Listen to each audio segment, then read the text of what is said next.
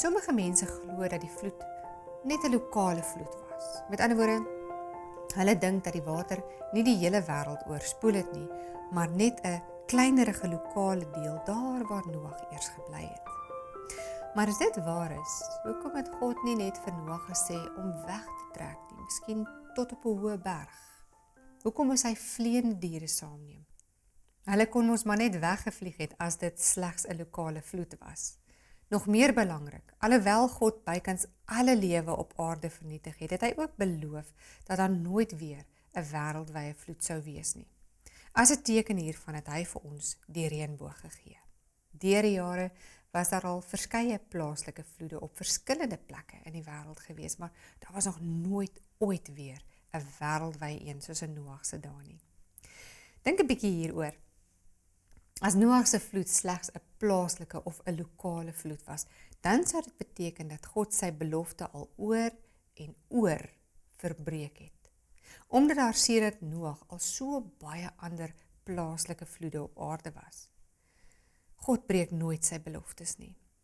Net soos die fossiele ons herinner dat God eens op 'n tyd die aarde bykans met 'n wêreldwye vloed vernietig het. Net so is die reënboog 'n pragtige herinnering van sy belofte aan ons, dat hy die aarde nooit weer op hierdie manier sal vernietig nie.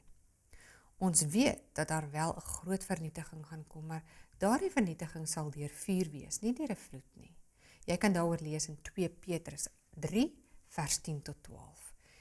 Die Bybel vertel dus vir ons duidelik dat dit 'n wêreldwye vloed was, maar wêreldwyd bestaan daar ook meer as 500 nie-Bybelse legendes wat oor 'n vloed handel, en die besonderhede in hierdie legendes stem verbasend baie ooreen met die Bybelse vloed.